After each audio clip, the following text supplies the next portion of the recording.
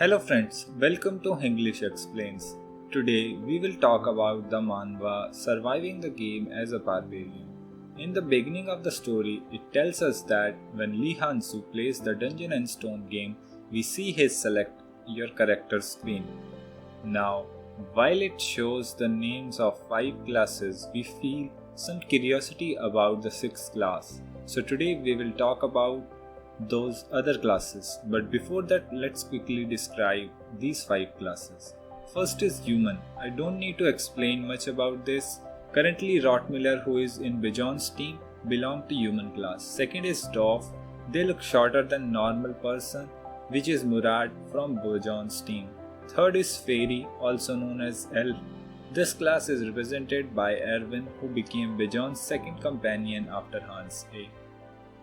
Fourth is our beloved Barbarian, who is the protagonist. Fifth is Furry. We have seen Misha, who is in Bjorn's team, and her brother later.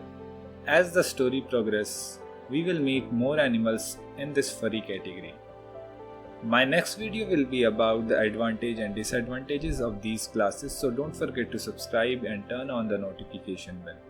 Now let's talk about the other classes, which are denoted by 3 question marks in the game.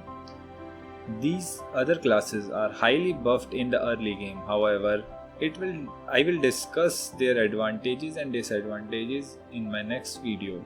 So in the other category, the first class is mage. If you are thinking mage and human are the same class, you are wrong.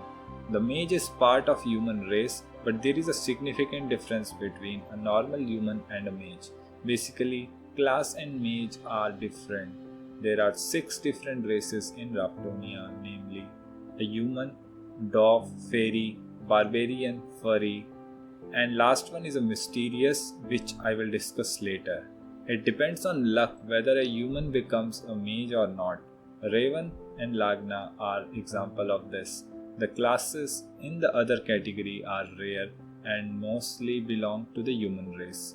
We will cover how someone gets these classes in another video.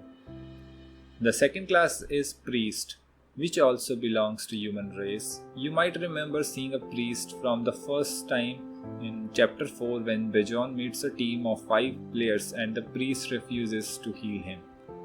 It's not necessary for a priest to be female. We will see male priest later in the story. The third class you have already seen in the story is Priest of Karui. As Bjorn mentioned, it is a rare class and Elsa is good example of it. The fourth class is Paladin.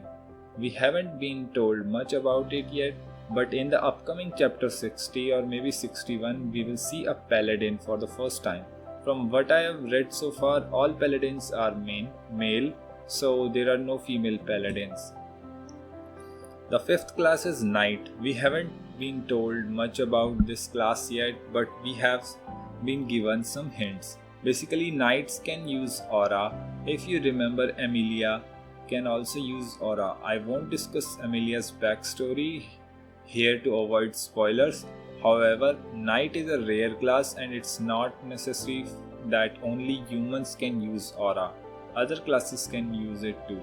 Like the mage, it depends on random luck whether someone can use aura or not.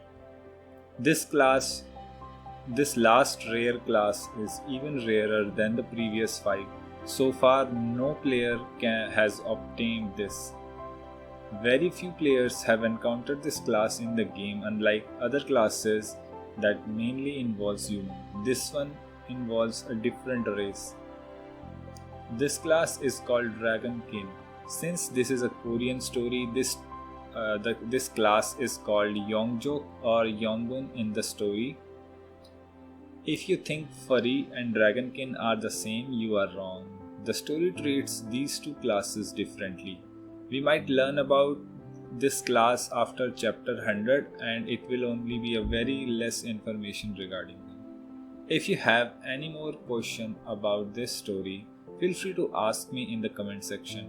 Don't forget to subscribe and turn on notification. My next video will be on pros and cons of different classes.